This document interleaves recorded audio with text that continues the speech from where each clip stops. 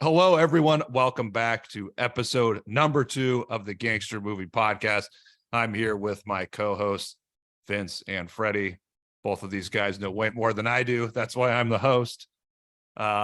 So last time we talked about our top 10 gangster movies, and Vince named 6. So in this episode, Vince will finish his top 10. Then we are going to talk about the scenes in GoodFellas. We're going to go through these, and each of us is going to give them a score. Then at the end, I'm going to total up all of the numbers for a official ranking of the best scenes. So as we get started here, Vince, I'll just go over the top 6 really, really quickly, just so the audience knows. You have the 2 Godfathers, Goodfellas, Mean Streets, A Bronx Tale, and Once Upon a Time in America. So Those are your top 6. So I'll give you the floor. How do you go ahead and finish us out here with the last 4? If you want to go one by one, that's perfectly fine. Yeah. What I did was to prep for this, I went online and I looked, the Google mob movies, and Carlito's Way kept coming up top. And I'm not going to shit on it right at this moment, but it's a horrible movie. And we can devote we can screen this movie and we can debate how bad or how good this movie is anytime you want. I'm prepared to just destroy it. Anyway, so that movie keeps popping up. It's like they're paying someone for people to think this is a good movie, and it's just not. All right, so the 4 remaining movies that I had, there's Leon the Professional, right? And I mean, we've pretty much, most of us have seen that, and it's really a bonding movie, but it reminds me of the culture of some things that some truth that comes out of it is the naive trust between the hitman and the local mob boss.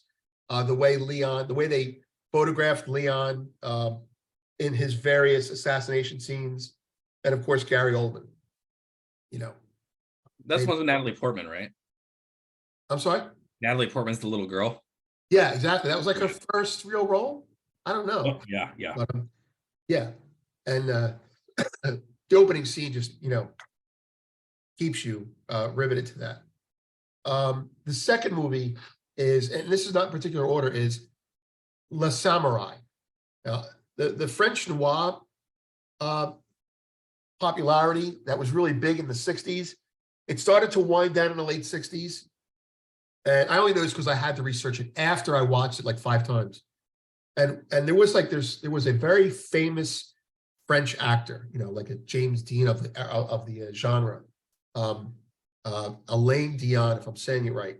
And they did a movie called Le Samurai, which means the samurai, right? But it's a character study. He's a hitman. You don't see who employs him.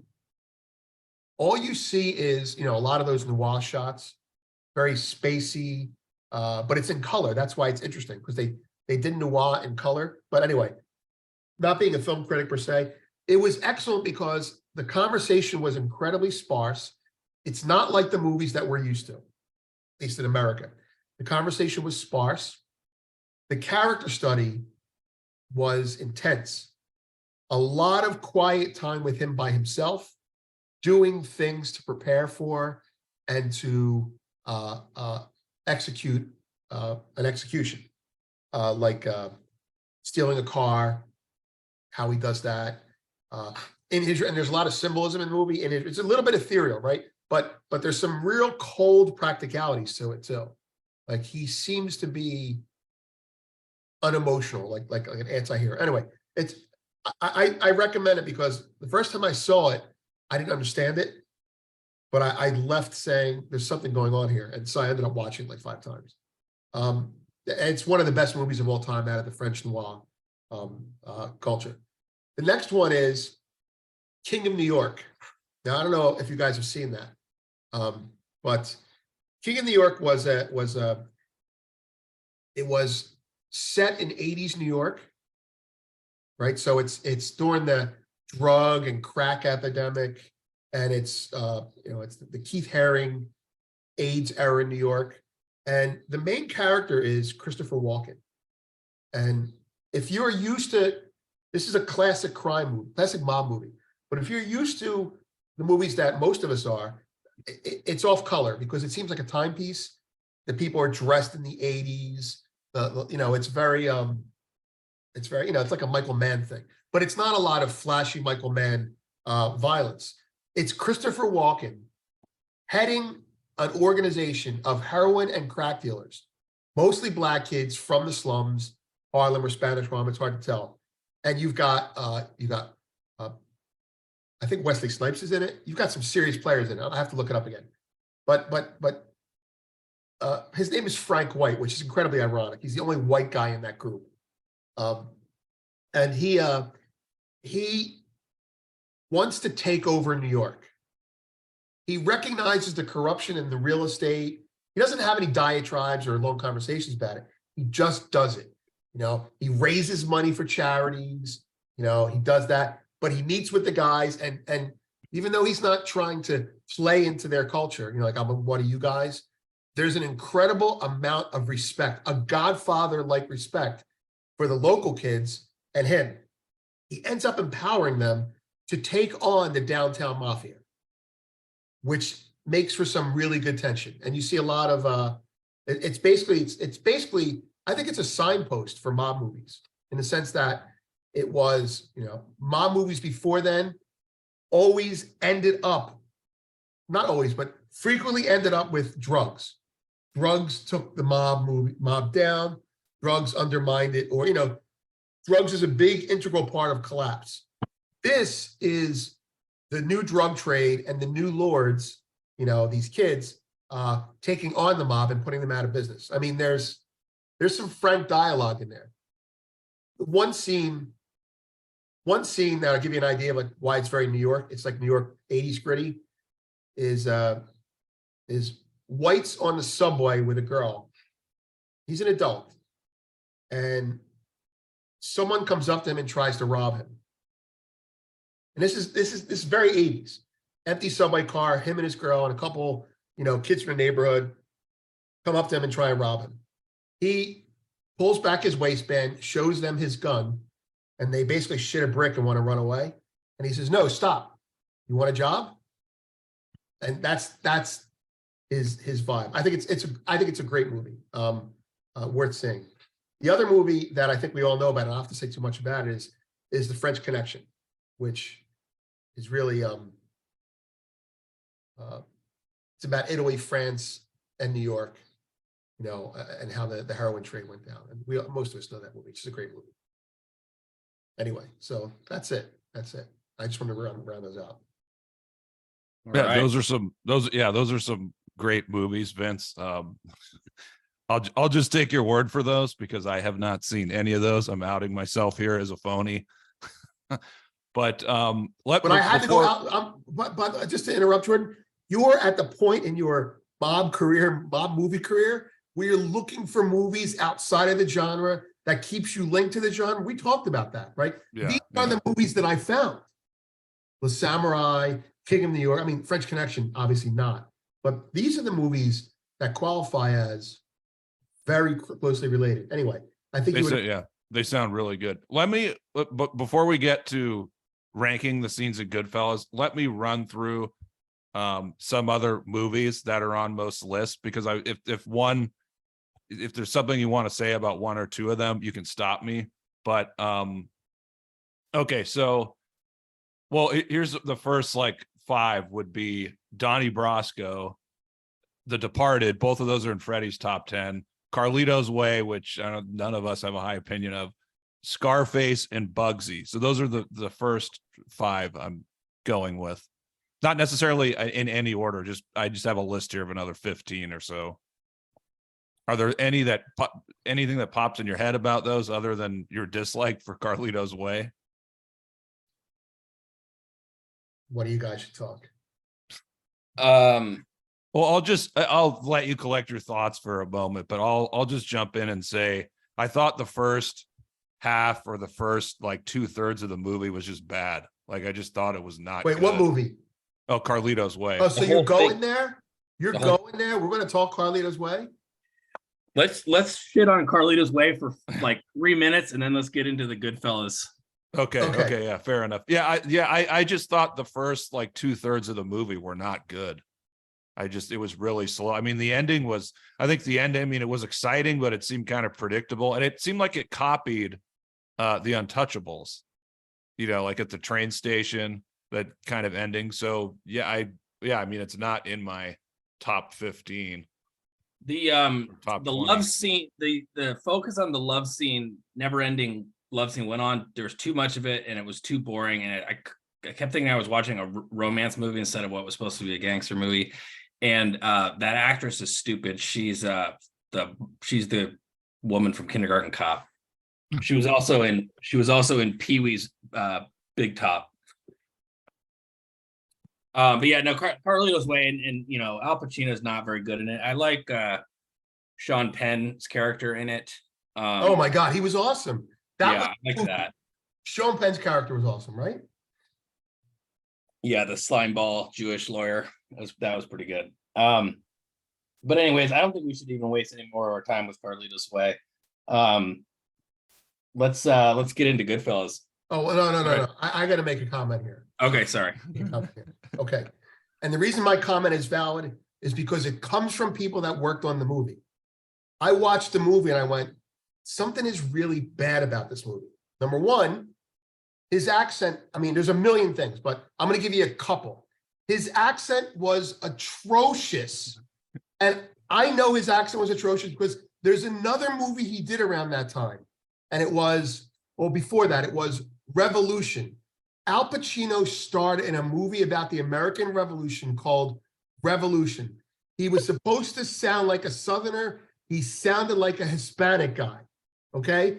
And if you listen to Carlito's Way, he does not sound Puerto Rican. He sounds like some Southern guy. It doesn't sound right. That's the first thing, in no particular order. Second thing, and this is big, this comes from someone who worked on the movie, producer, someone important, because I was reading about it before I saw it. I was really drilling down. The guy said, who's the guy in this? Who did this movie? Who was this movie? Famous director. Carlito's Way? Yeah. It was De Palma. Right, okay. So, and who did Scarface? De Palma. It's supposed to be an unofficial. There we go. And I'm going to give it to you. His accent in Scarface was terrible too. I just want to say that, but continue. Right. No, totally, exactly. But it was good enough to be bad. Like it was bad enough to be good. I don't know. But you're going to love this, okay? Freddie, you're like a serious movie person, right? Here we go. Guy says Carlito's Way was a remake of Scarface. Think about it. Right. Guy gets out of jail, leaves Cuba. Guy gets pulled back. Now, granted, Carlito didn't want to get pulled back in, but it goes that way. Gets pulled back in, has a love interest, okay? Ends up getting betrayed and ends up dying. It's De Palma, I mean, whoever the fuck it was, he was getting into very Shakespearean characters. Tragedy, they die. So he thought he was out, but they pulled him back in. Yeah, that type of shit. Exactly. And by the way, Pacino's been doing that ever since, right? But Carlito's Way, the movie is the quote from the magazine I read years ago was, it's a New York 70s version of Scarface. And I went, holy shit. Does that make sense, Fred? Yeah, no, people always kind of called it the unofficial sequel, even though it's not a sequel in the sense that there's the same characters. But yeah, it's kind of like a remake. It's kind of like what people would compare Goodfellas to Casino, like not the same movie, not the same story, but the same people made it. It's in the same movie. But yeah, the Carlito's Way, Forget about it. I had not put together the train scene though. The train station as an Untouchables parallel. That's interesting. So De Palma was borrowing devices from everything. Anyway, the movie sucked. But wait, didn't De Palma do Untouchables too? Didn't De Palma do Untouchables? Yeah, he did. There you go. I guess he's kind of stealing from himself a little bit. Okay. Yeah. So the ending was like a carbon copy of Untouchables almost. Yeah. Wait, how did Untouchables end? Remember the scene with like the baby going down the stairs at the station? Okay, this is how biased we are. Tell me if I'm wrong. We are so biased about Carlito's Way. that the very, very, very last scene, Jordan, you don't even remember.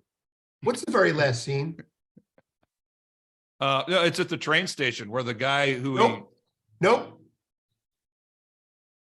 After the train station, he's on the stretcher, he's on the gurney. Oh, right. Oh, yeah. The Lenny, whatever the fuck her name is, going out there, fantasizing she's on the beach with his kid. It's like a romantic ending to a tragedy. It's a disaster. Nobody even remembers the ending to that movie. That's how bad it is. He threw it in there. It's like, Carlito's Way is a sad, Scarface is a sad ending. I'll make this a happy ending. And it was, I'm sorry. I have some serious issues with this movie. Anyway. Yeah, it sucks. Okay. Do you, anything else you want to say, you guys, before we get into rating the GoodFellas scenes? Nope. Nothing else you want to add, Vince? We'll get right into of course there is, scenes. but I'm not going to do that because this is going to be now I get to watch and learn. Okay, so I've made a list here of like 15 to 20 GoodFellas scenes, so we'll try and run through these quickly. I mean, some we might not spend any time on, some we might spend 5 minutes on. So I'm starting with, in my opinion, which I think are most of the best scenes. There's I got a list of 7 or 8 here. Okay, so how about, and I want both of you guys to rate these on a scale of 1 to 10, 10 being best. So how about the very beginning of the movie? And as far back as I can remember, I always wanted to be a gangster. The shot coming off of his eye where he's looking, young Henry is looking down at the cab stand. You have the Tony Bennett Rags to Riches was playing at the same time, or I think it kind of fades into the beginning of that after the credits at the beginning. So what do you guys think of that scene? How would you rate it 1 to 10? I like that scene. I'd give it maybe a 7 or a 6. Should we start by saying what our favorite scenes are? What our favorite scene is? We just go around the circle and list our favorite scene real quick. Or Jordan, you could we can favorite scene and describe it to us because you know the most about it, and then Freddie, you can do that, and I'll just chime in. Why don't you start, Freddie? My favorite scene is the Billy Bats scene in the bar where they kill Billy Bats with the go get your fucking shine box scene. That's my favorite scene. So you're giving that a 10? I'm giving that a 10, yeah. I'll just name 3 real quick. I think my second favorite scene would be close second is that really long shot that's famous where he takes Karen on a date, and he walks through the back door and everyone loves him because he's the man, and it's just one continual scene. That's probably my second favorite scene. Third favorite scene is probably, and it's connected to the Billy Bats scene, but it's the scene where they go to get the shovel at Scorsese's mom's house, which is, and Joe Pesci's mom, and she makes him, food in the middle of the night, and they're talking about the hoof. The deer hoof. All right, those are my top 3. They're hard to pick, but those are my top 3. I'm not going to pick. I want to ask Freddie a question though. Yeah. Now, other than the fact that we all love it, why was the Billy Bats scene your favorite? What was different about it compared to the other 2?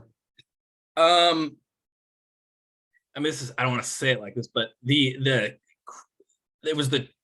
violence was exciting in a bad way, but it was the turning point of the story for at least Joe Pesci, because when they crossed that line into killing a made guy without permission, they were in big trouble. It's probably Joe Pesci's best scene. He won an Oscar for that. And it's got Frank Vincent, who I love. And it's got the go get your fucking shine box line in it. I think it's the best line in the movie. I think it's just the pinnacle in a movie of great scenes. I think it's like the apex of the movie. I think it's the climax, in my opinion. You know what I loved about that scene? And you kind of just described it. There's 4 different emotions going on there during this whole scene. It's such a long scene. It's a scene that never ends. It's 4 great scenes together, right? So I'm scared for Joe Pesci when a guy starts abusing him, right? And then I'm cheering for Joe Pesci, anti-hero that he is. And then I think it's De Niro. De Niro's character is like, oh, we're fucked. Then I'm worried about them. I'm like, now they got to get, I'm wondering how they're going to get rid of the body and all that shit. Anyway, it just seemed like a movie in itself, that scene. Anyway. Yeah, that's great. So would you give that a 10, Vince? Oh, yeah. Because that scene is a movie. It's got an arc. I mean, it's got like the whole, whatever they call that, story arc in it, Yeah, I would give it an 11 if I could. Yeah, I mean that's definitely one of my favorite scenes. You guys made great points. I love the dialogue. There's just so many tiny parts of that scene besides the obvious. Like De Niro with his hand where he's like, nah, you insulted him. Yeah, nah, you insulted him. Yeah, a little bit. And then he's like drinks around the house, or he has his little hand movements. And I like you, Fred. I absolutely love Frank Vincent. I mean, he might be my favorite. Him and De Niro are probably my favorite actors in this huge genre that we love. But he's like, oh, look at this, all dressed up and doing you look terrific. And then Joe Pesci like, watch the suit. And it just there's so, and then the other thing which I didn't even realize, because when I watched it the first couple times, it was probably just, it was on TV, like I said in episode 1, just watching it on TV just over and over again, like every month. It was like I didn't until I watched like an unrated they're yelling at each other, and I think it's after the go get the shine box, and then he's telling the guys, the guys with him, he's like, I used to fuck guys like that in prison, in the can, in the ass. I mean, just another example of like just great dialogue that I mean, it's so, I don't want to say it's hidden, but yeah, if you're watching on TV, that line is obviously cut out, but it's hilarious. There's so like you guys were saying, there's so many great things about that scene. There's one thing that I might have viewed a little differently than you guys, but it's worth mentioning. It just adds to how good the scene is. When De Niro does that famous moment where he says, I think you insulted him a little bit, I can tell you this, having seen that movie in the theater on my first date with my wife-to-be, when De Niro said that, I was scared for De Niro, because De Niro's character, I had read the book. De Niro's character wasn't all Italian. So he's expendable. He was working for the mob, but he wasn't a member of the mob. Like they said, Joey Pesci's character was their ticket, So for De Niro to turn to a made guy, Stabile, right? Turns to a made guy and says, yeah, he insulted him a little bit. Like, when he said that, I said, oh my God, De Niro's I said, my first reaction was, that guy's going to kill De Niro or try to kill De Niro. That's where I was in my head. I'm like, and then Pesci explodes, and I'm like, oh shit. And De Niro goes from, let's be careful, to where do we hide the body? It's just complete reaction. By the way, that scene was an expansion of the one in Mean Streets. They had a body they had to get rid of in Mean Streets too. But the play into the scene, the shine box stuff, Mean Streets had none of that. It was phenomenal scene. Anyway. All right, Freddie. So let's mention another one, since you're going over your favorites. Different than the ones I already mentioned. I'll just real quickly, the famous scene with the long camera shot is really just cool. It's just a beautifully well done scene. Yeah. You mean the nightclub scene? Yeah, where he walks her in and it starts in the car, and the whole scene goes like 2 minutes, and you know what I mean? It's a continual shot, and there's like 40 different actors involved in, and I read about it. I forget exactly how it went, but obviously they didn't do it right on the first take. So I really like that. And Ray Liotta ends up with the seat at the front of the theater. Going back through, really like, of course, the prison scene where they're making dinner in prison. Yeah. Thin slice and meat. Let's talk about that one, Jordan. I don't know. I think that's probably your favorite. Why don't you take it away? Yeah, that's one of my favorites. Well, and Vince can describe this better than I can, but it speaks so much to the overall story, I think, and just understanding of how, mob guys, they have these privileges. And again, like, I love the dialogue. I mean, there's just some subtle things in there where he's like, an aristocrat. How do you want your steak prepared? Oh, medium rare. An aristocrat. So yeah, and I love the music in that scene. Yeah, it's such a great scene. And I think one of the guys is Scorsese's dad, who's in that scene. The scene where they're slicing the garlic, right? Yeah. Okay. I mean, it is. I want to make sure though. I want to make sure you're including that. Every time someone brings up that scene, that's all I think about. And I figured out why it's such a powerful scene, because you've got basically a gorilla, gorilla hands, completely animal person, finely slicing garlic like a haute cuisine chef, Anyway, that scene the garlic part of that scene just makes it. Talking like idiots, but they know. The point is, knowing good food doesn't mean that you're evolved. Neanderthal. Yeah. Yeah, exactly. Neanderthals like good food too. Exactly.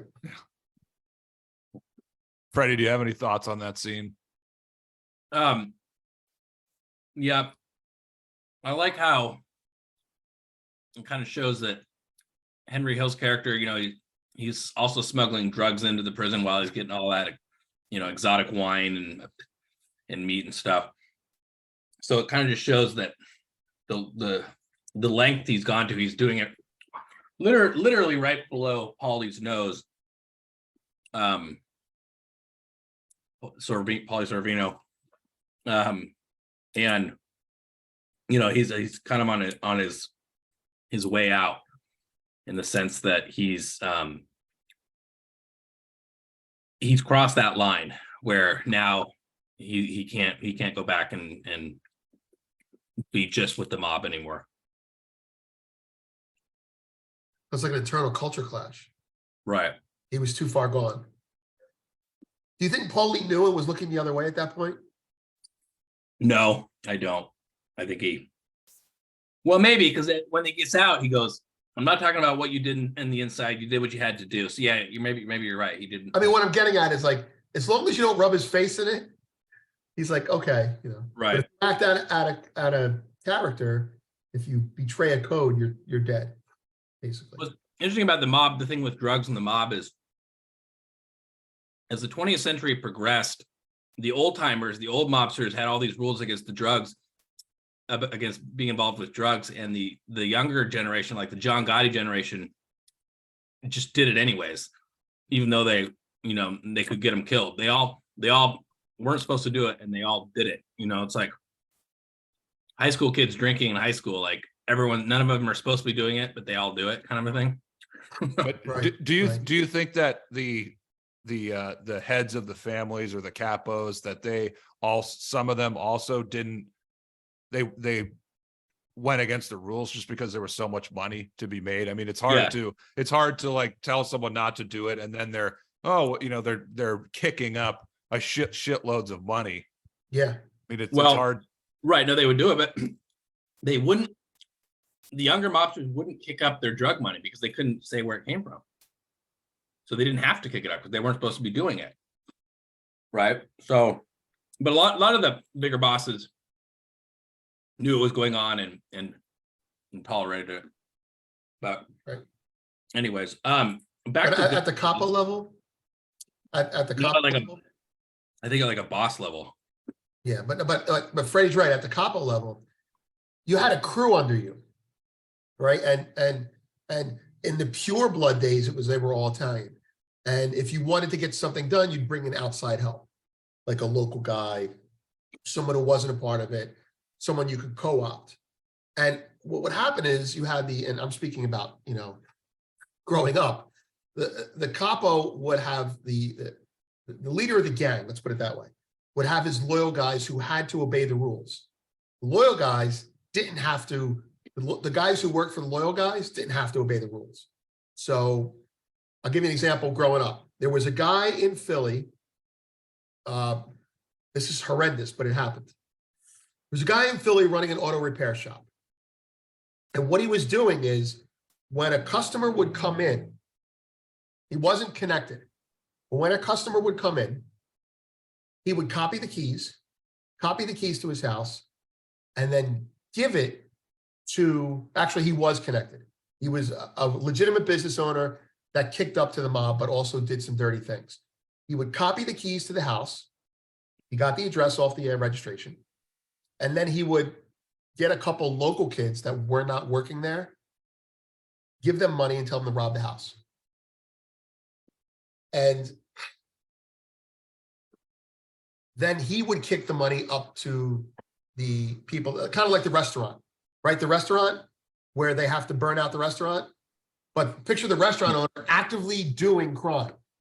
Now, he may have been, but here's what happened to that guy. Give you an idea. That guy did it to another mobster's house. And he got killed. Let's put it that way.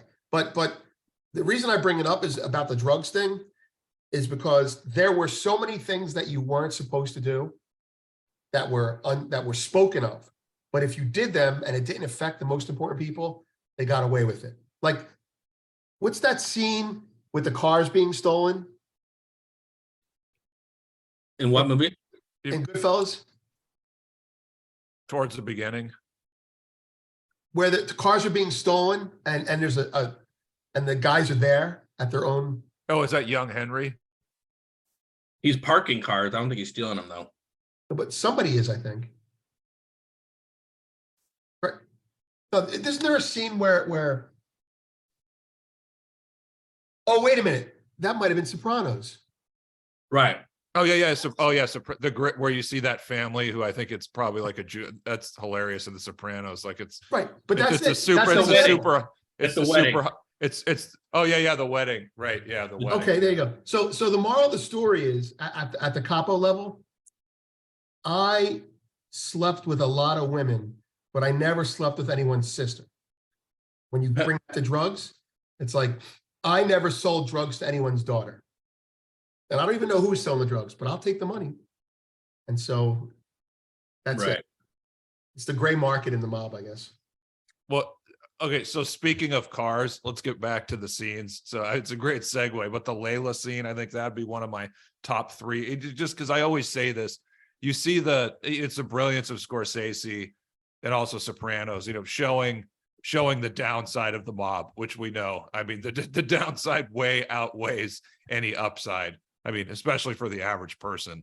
Right. So it's really, yeah. I mean, having that, I love that that's in the movie. And then, I mean, the music is fantastic.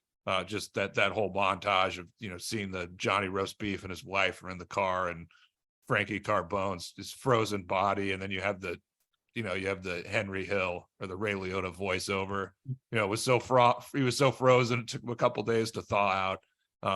Yeah, I think that's definitely a top three scene. Yeah, my next favorite scene would be the Christmas party after they steal the money and De Niro tells everyone not to buy anything, and the guy shows up, his wife's got a mink coat, and the other guy shows up with a pink Cadillac. Okay, And I knew I was going to forget something, but yeah, thank you. Yeah, go ahead.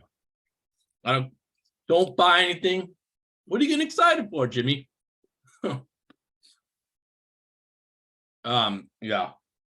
No, I would, and Vince, I remember, just at various times over the years when, gold and silver weren't doing well, or in reference to the stock market, I remember like you putting that up, like, oh, here's Jimmy Conway's advice about how to play the market right now, and just the don't buy anything clip. So it's like the meme potential of that for our business is so great. But yeah, I mean, that's to me, that's easily a top 5 scene. Or the scene where Morty, the scene Or scene Maury. Morty. Is it Maury? Morty or Maury. He won't give Jimmy De Niro the money, and he's like, De Niro comes up and like puts a telephone cord around his neck and his like wig falls off. That's pretty good. Jordan, you should read Wise Guy, the book that GoodFellas is based off of, the true story. It's an easy read. It's not that long. It's a paperback. It's really interesting. I think you would really be worth your time. And you know, I had read Wise Guys not knowing that GoodFellas was tied to it.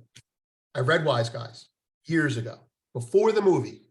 I was reading all about. I was living in the Bronx, reading all about Brooklyn mobsters, and Wise Guys was just part of that. And when I saw the movie, I went, "Wait a minute, this is like." But it was for me, and correct me if I'm wrong, Freddie. What do you think? I actually like the movie better than the book.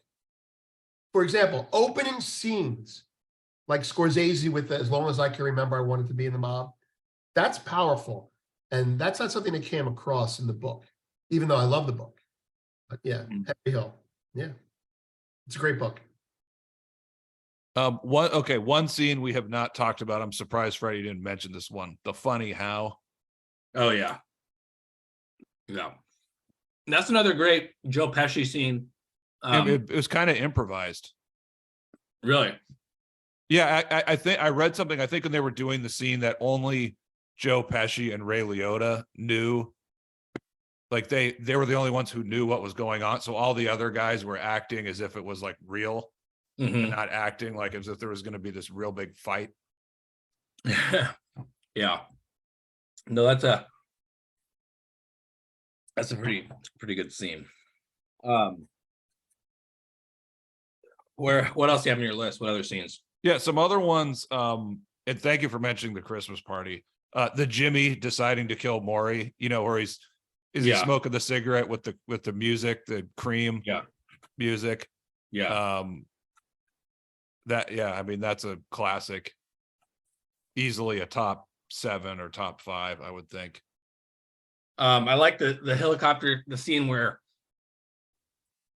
Henry Hill all coked up the whole day and he's driving around doing all these different things, and there's a helicopter following him, and his brother's stirring the spaghetti, and that's another good one.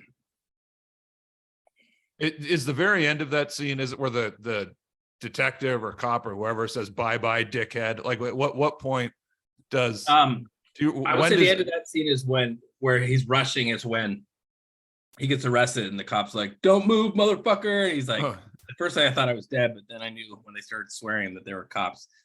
If it was a Wise Guy, don't talk like that, I would have been dead. I wouldn't have heard anything.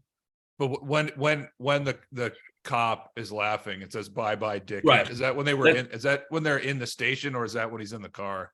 It's when he's in the station, and the cop brings in his baking supplies, and he tastes the residue out of one of the things.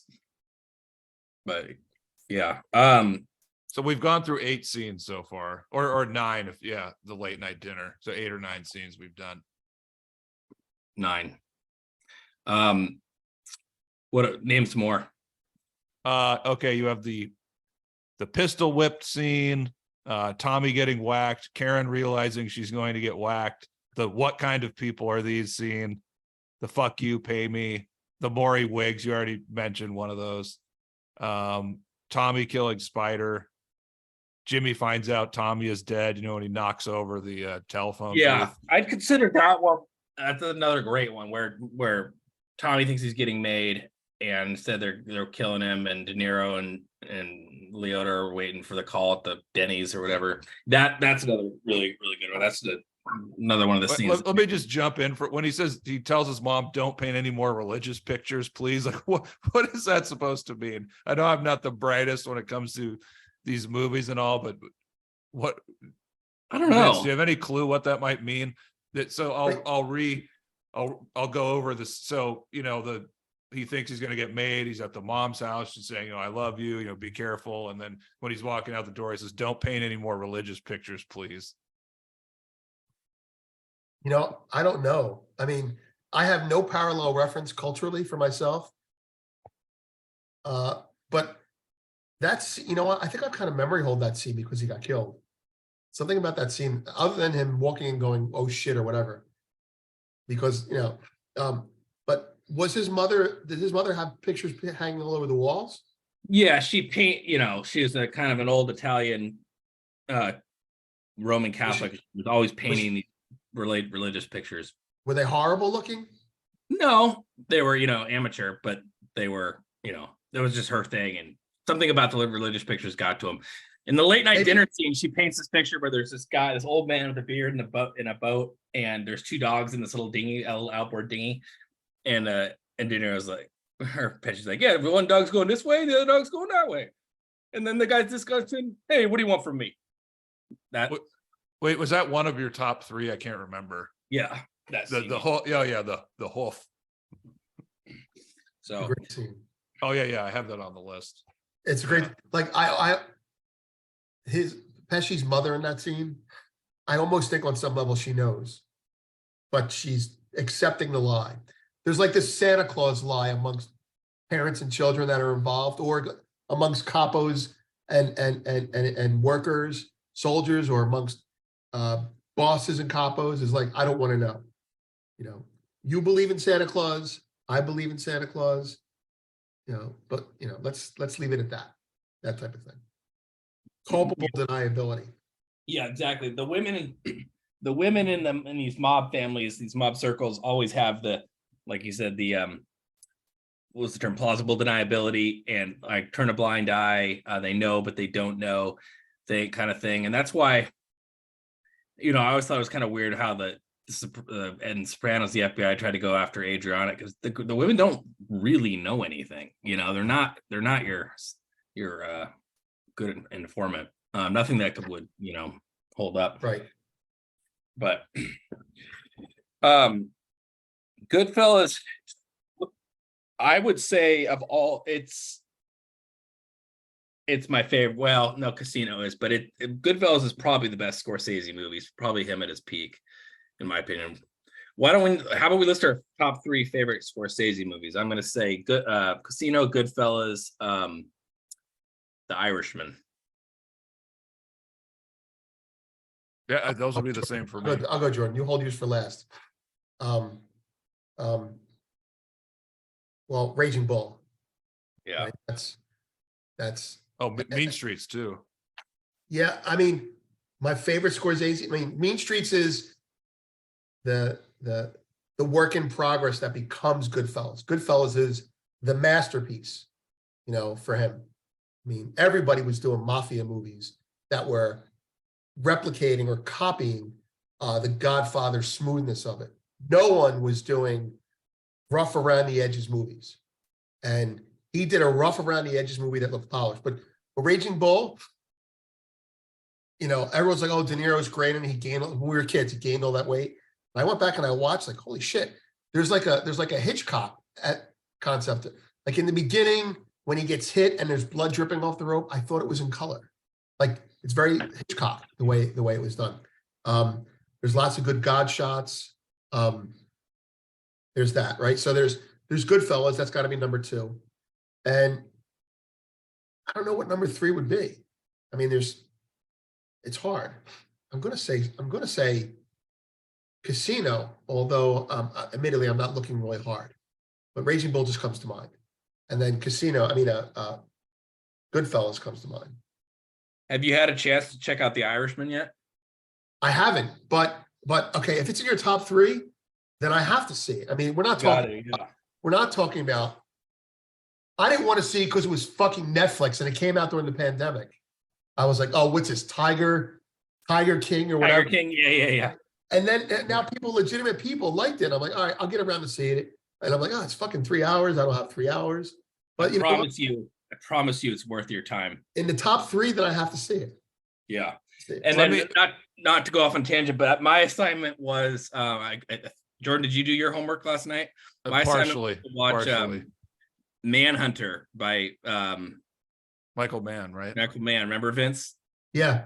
Yeah, I watched it the other day. I loved it. I'd seen it way back in the day because my sister loved Silence of the Lambs and she had heard that it was, but it's got it's definitely got some cheese to it, but it's a cool movie, Yeah. I really liked it. Yeah. Did the period piece aspect of it bother you? That it was like so hardcore 80s. Yeah, it was like, Miami Vice. A lot of Miami No. Vice in there. It didn't bother me at all. I loved it. Yeah, Okay, it didn't bother me either. That to me would enhance it. I love the 80s. Yeah, I mean the 80s are just cool all the way around. Like, I think everyone can agree the 80s are cool. But I think we're in the nostalgia era, right? Like, Yeah. like when I watched Miami Vice, it was cool. And in the 90s and the O's, it was no longer cool. I was like, oh, okay, this is bullshit. Right? Right. Especially because of Scorsese's Goodfellas. Those movies, like Goodfellas and Scarface, told you that Miami Vice was a fucking like that's not real at all. This is real. But now, and to be honest, I mean, the first time I saw Manhunter was in the 90s. And I'm like, I couldn't get past the whole black lacquer thing. I was like, oh, it's Miami Vice, right? But then after seeing Heat years later, I went, wait a minute, this is good. I understand what he's doing there. Let me go back and look at Manhunter again, because I was biased against the aesthetic, and I had to unlearn that. So yeah, I like Manhunter because of it.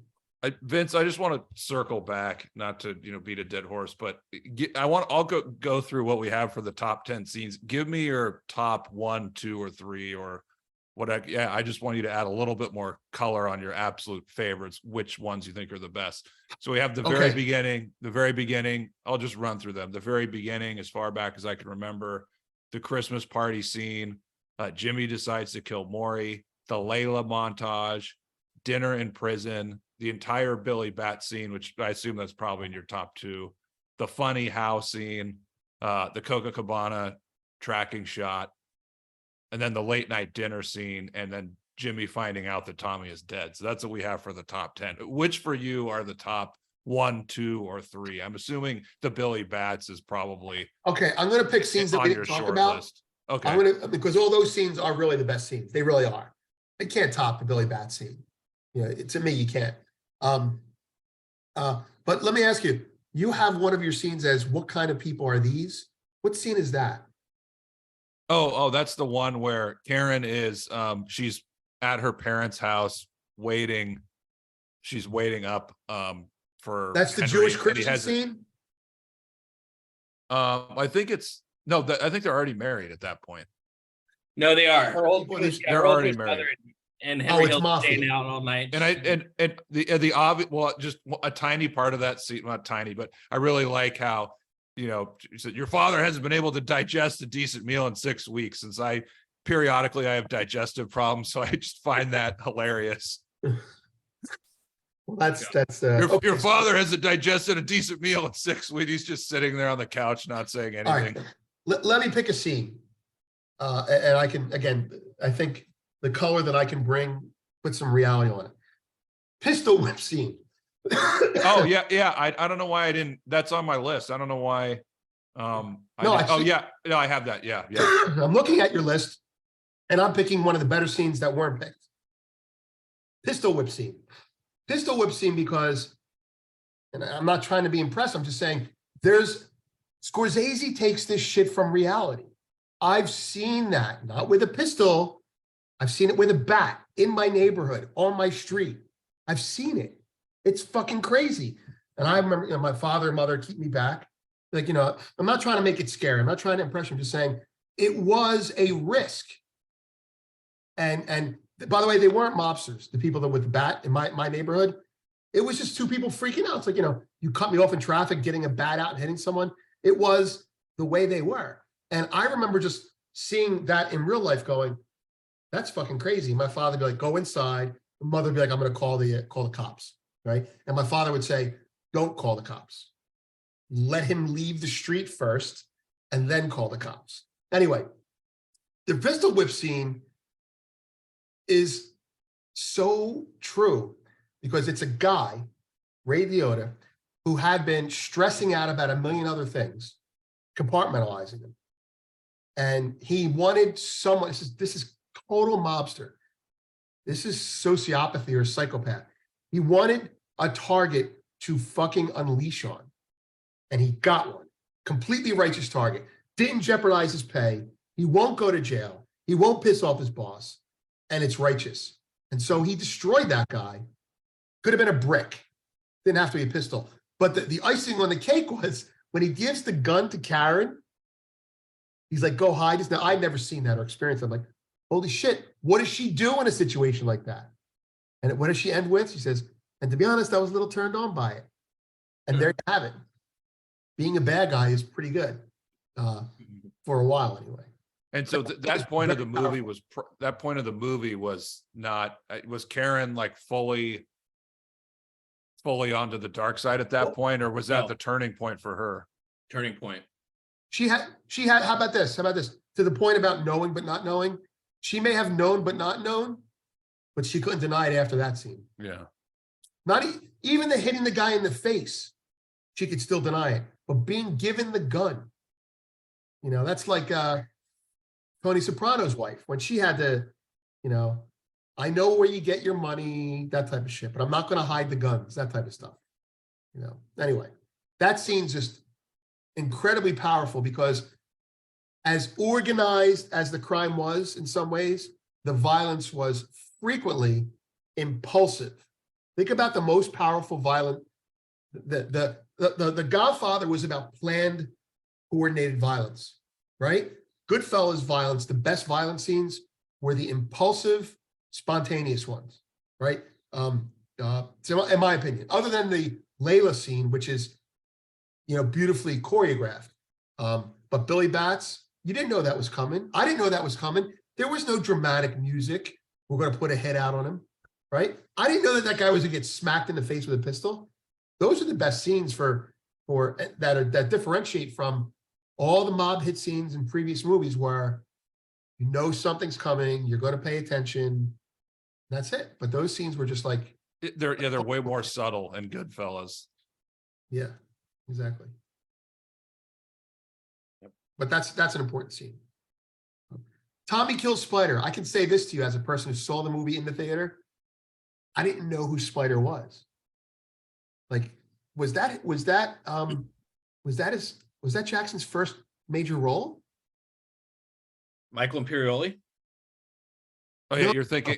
Oh yeah, you're thinking. No, not Spider. Not Spider. Yeah. Michael Imperioli. Yeah. Samuel L. Jackson. Samuel L. Jackson. Yeah. And what was his character's name? Stax Edwards. Right. Okay. Yeah. Spider's the guy in the underground nightclub, shoots him in the foot. That shit. Yeah. And then he ends up killing him. I didn't know Samuel L. Jackson who he was until after that movie. Yeah, nobody did. Great is Sam Jackson became a huge actor, and he just had these very small parts in some of the biggest movies of the early '90s. He was in Jurassic Park. He was in that, and it just so happened that those are like, legendary movies nowadays. Freddie, what's the scene? I mean, this is, the dialogue that people forget about, which is why I love, I have to watch the movies on subtitles, but where they're at their bar and Samuel Jackson, he's, making the drink and he's like, tells his girl, like, this drink is better than sex, baby.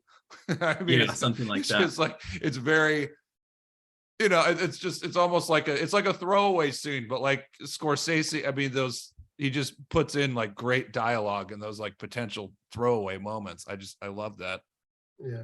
So that scene where Stax, he was supposed to get rid of the truck that they used to steal that money from JFK Airport, but instead he got stoned, went to his girlfriend's house, and by the time he woke up, the cops had found the truck and its prints were all over it. It was on the news. It was only a matter of time before they got back to Stax, and the cops traced it to Stax. And so Joe Pesci and that other guy go to pick him up, and then he's asleep, and he's like, we're supposed to be at the thing at 11, and he's like, oh, I'm getting ready now. He's like, hey, you're always late. You're late for your own fucking funeral, and they blow his head off. Remember that scene, Vince?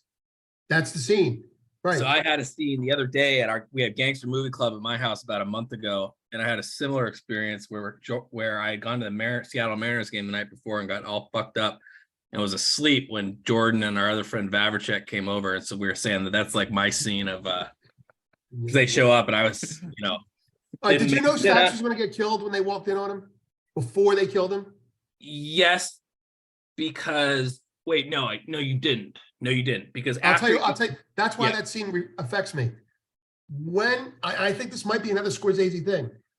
You, on some level, know that they have to take action on everyone, but there is a clinging little bit of hope that he might not die. You know what I mean? So like they walk in the room, it's like, okay, is he going to die? I don't know, maybe not. Maybe they'll beat him up and torture him, and then like even if you knew how he's going to die, you didn't know how he's going to die. You know, like I remember that scene going, hey, this Dax guy's pretty cool. Fuck, that would suck if they killed him. I'm like, but they're going to kill him, but maybe they won't. And then you'd be late for your own funeral. I'm like, oh, that's fucking great.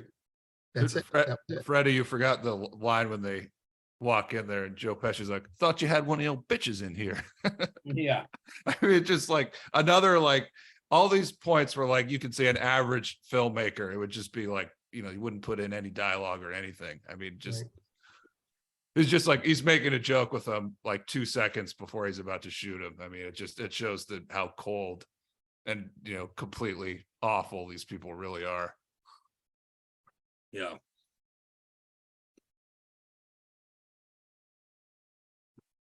What one other thing I want to, before we wrap up, one other thing I want to ask you guys about, because I'm obsessed with ranking everything and making lists. Because I want to rank all these movies on criteria as we go through them. What do you think should be what, like, for you guys, for all these movies, what criteria points do you think are the most important? Now, for me, just some things that I've made, like the casting, the plot, quotes, dialogue, rewatchable scenes, authenticity, music, cinematography. Those are some of the things that I've been thinking of. But what's a criteria that you guys would use to rate these movies? Right, you should go. I think that's like mob movies in general, or the mob genre. Mob. This genre, mob and gangster movies.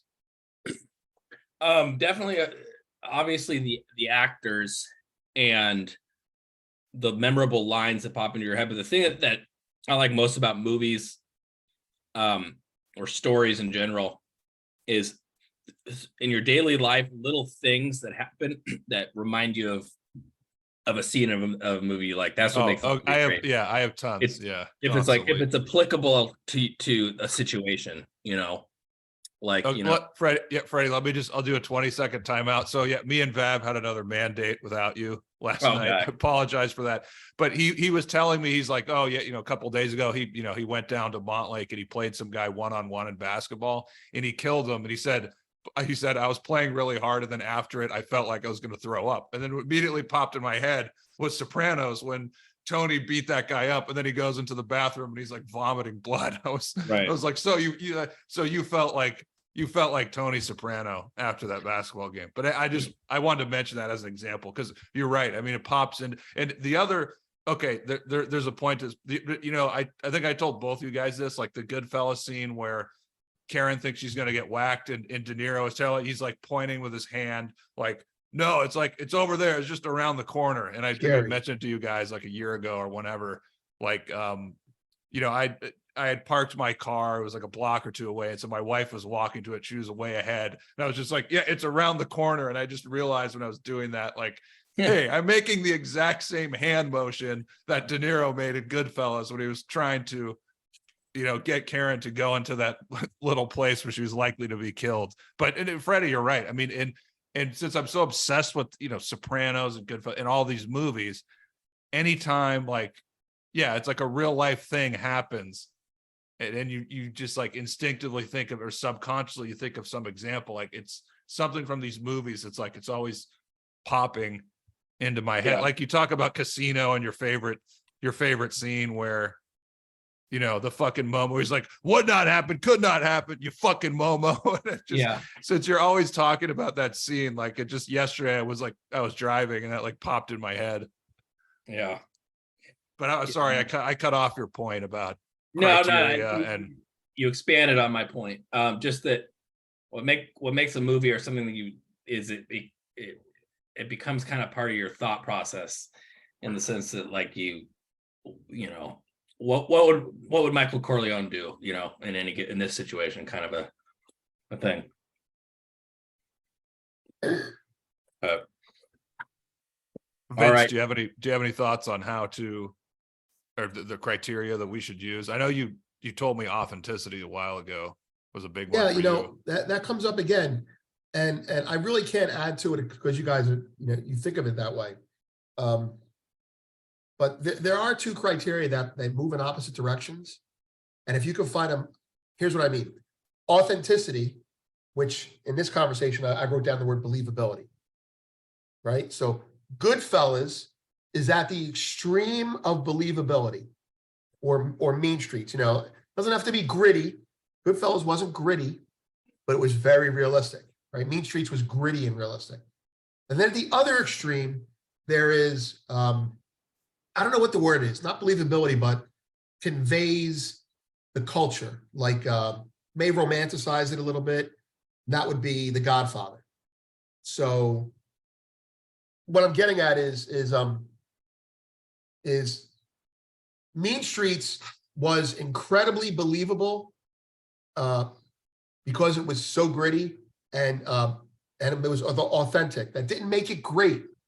Okay, The Godfather, which came out right around the same time, was incredibly polished, gave you clues into a culture, but the dialogue, as rich as it was not believable. And here's why I'm bringing this up.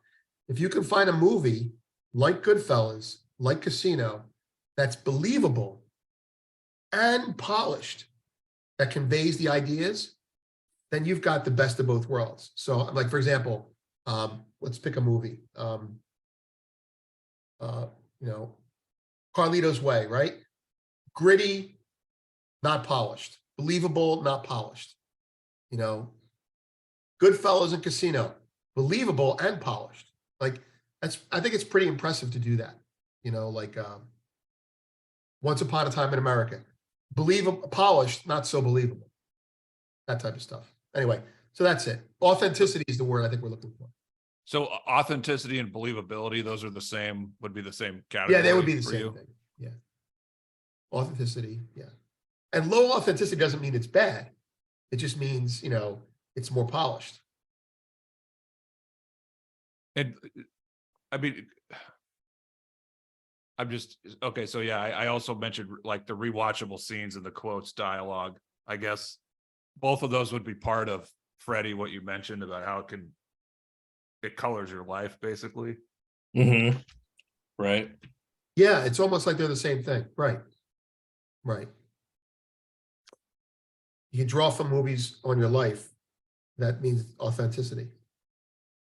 All right, so as we're winding down here, guys, we got to close up shop, but any final comments on anything? No, Who I wants to think go first. we should try to do our assignments. My assignment is for this one is to watch King of New York. Okay. And, my assignment is to watch The Irishman. Okay. and Jordan, what are you going to finish? Reservoir Dogs or maybe, I I'm think also- Jordan I'm should also- finish Reservoir Dogs and watch The French Connection. I think that should be Jordan's. Yeah, no, I want to watch. Yeah, I'll watch one of those that Vince mentioned. That's the movie that made Gene Hackman. Go with French Connection. He's right. Yeah. Oh, I want to throw another movie in the whole mob genre that I wrote down, and it's actually in my top 10, but it's because I like the vibe. But it is definitely mob. It's mob through and through. The Pope of Greenwich Village. Huh. I haven't seen that either. Write Right. that down. So that's a 70s, 80s genre. And just to throw the names at you that are in it, a young Eric Roberts playing a neighborhood Italian hoodlum. And you got Mickey Rourke, a young neighborhood hoodlum, and they end up going up against the mob. And there's a lot of authenticity in there. And it's kind of romantic in the sense that it's like they glorify the culture. Yeah, I'll just jump in. The guy on YouTube, the mob guy, Michael Franzese, who has a huge channel with 1 million followers. That's in his top 10. He put out a top 10 list on Twitter. Yeah. That's Pope of number Greenwich 7. Village That's is number, number yeah, that's number 7 for him. And he has like the other, we'd all recognize the other movies in his top 10. So yeah, when I saw that, like I put that on my list. Oh, It yeah. caught You my got eye. that movie's great because Eric Roberts is fantastic. And Mickey Rourke is great too. But it's all Manhattan. It's very good. But I got to watch The Irishman now. I actually have to watch it. Yep. All right. Yeah, you got to set aside like half a day for that. All right. So I'm going to watch The Irishman. Real homework. I will watch The Irishman. You won't be disappointed, I promise. No, it doesn't sound like I'm going. It sounds like I've been in denial too long. Yeah. Frank's gonna watch. What are you gonna watch? The King of New York. The King of New York. Yeah, yeah. It's kind of like modern noir. And Jordan, we gotta pin you down. What are you gonna watch? The French Connection. Yeah, and there's French another movie Connection. you're gonna finish watching. Oh, Reservoir Dogs. Okay, I watched Reservoir the Dogs. first. You should watch anyway. Yeah, I watched the first 20 minutes. I was not quite enthralled. All right, so with the you beginning got of some it, catching but- up to do, Jordan. Yeah, Did, but incomplete so far. did you like Pulp Fiction? No, I have not watched that yet. Oh, okay. Oh my Or I god! mean, no, I've seen that. I've seen that. I think I've. Pulp I think Fiction I've seen is that. Reservoir Dogs is the grandfather of Pulp Fiction, like Oh, me, okay. the Goodfellas. You know, I think, yeah, I think I like. I mean, well, I've only seen 20 minutes of Reservoir Dogs, but yeah, no, we can Gotta talk watch it. about that another time. but you're definitely going to see French Connection. I mean, Yeah, I will. it's a great period piece, and you can see why Gene Hackman's so great at it. All right, so All that's right, guys. that's Yeah, our- that wraps up episode number 2. Great work, guys. Thought this was awesome.